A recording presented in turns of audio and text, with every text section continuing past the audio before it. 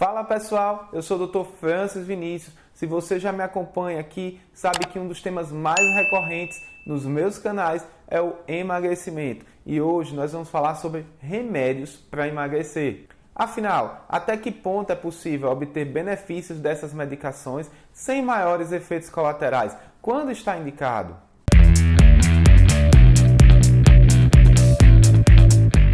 Primeiramente, temos que entender que a obesidade é uma doença e não uma característica da pessoa.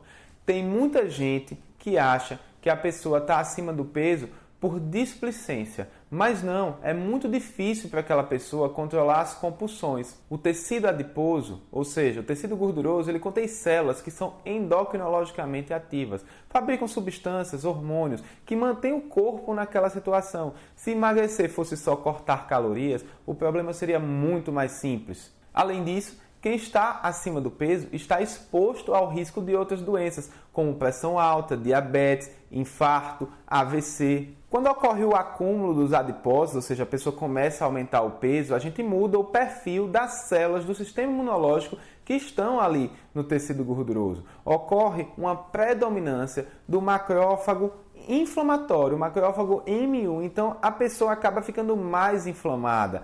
Além disso, o macrófago M2, que é um macrófago bonzinho, uma célula de defesa boa, que deveria estar ali defendendo o organismo, acaba ficando em menor quantidade, o organismo fica exposto a doenças virais, bacterianas, doenças infecciosas, como no caso agora do Covid-19, onde a gente vê que os obesos têm repercussões mais graves. Se a gente pensar que está diante de uma doença, fica claro que medicações, remédios podem ser utilizados. A questão é: o sonho de muita gente seria utilizar um remédio e se manter ali naquela zona de conforto, porque a obesidade ela tem uma causa. Então algumas pessoas têm a esperança de utilizar um remédio, mas manter a alimentação do jeito que já é, manter sedentário, não fazer atividade física, porque tudo bem, a gente entende que para quem está sedentário, iniciar uma atividade física pode ser difícil. E se você ficar esperando essa vontade chegar, pode desistir, porque ela não vai chegar. Você tem que encarar a atividade física como algo extremamente necessário, extremamente benéfico. É um remédio para a sua vida. Combinar a dieta com a atividade física nem sempre resolve o problema. Então, respondendo à pergunta inicial, sim, é possível utilizar medicamentos para emagrecer e às vezes até necessário. Mas quando? Por quanto tempo?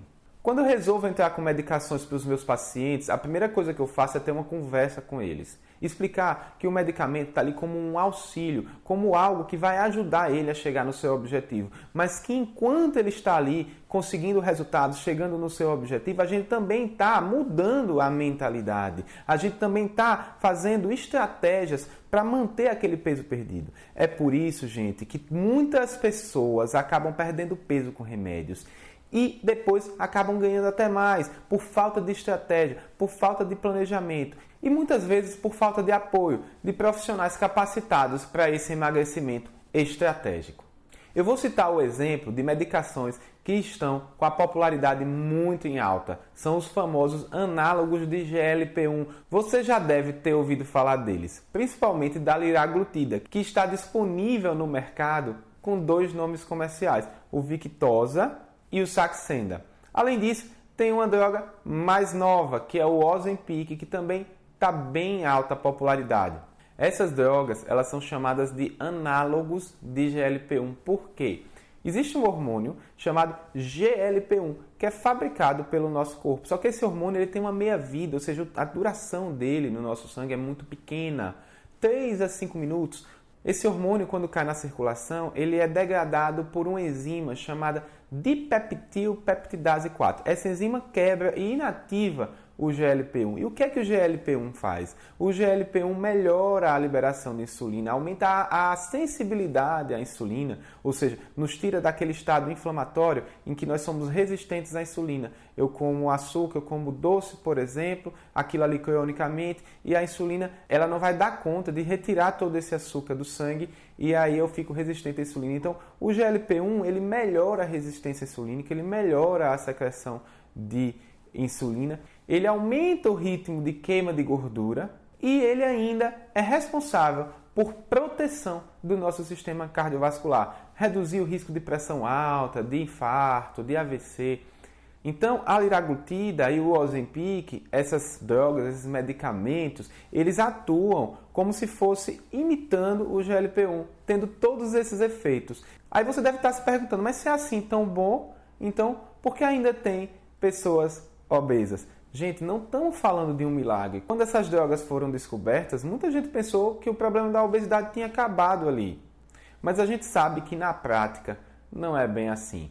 Como a obesidade é uma doença de causa multifatorial, o remédio ele pode ser útil, válido, principalmente se bem indicado e acompanhado por um profissional médico. Porém, há de se ter estratégia. Muitas pessoas perguntam também por quanto tempo eu vou utilizar o remédio. Isso é muito individual.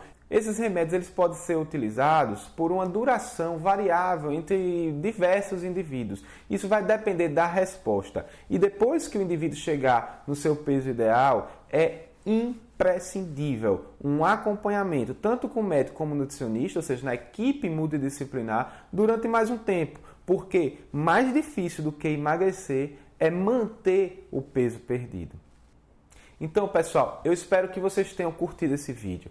Eu espero que tenha ficado claro que a obesidade é uma doença que não é fácil e que o acompanhamento profissional deve ser buscado não só para indicar um plano alimentar, melhorar o perfil de atividade física, mas para que, quando necessário, uma estratégia medicamentosa possa ajudar você a chegar na sua melhor versão. Então, se esse vídeo foi útil para você, deixa o seu like e compartilha esse vídeo com as pessoas que podem se beneficiar dessas informações, tá bom?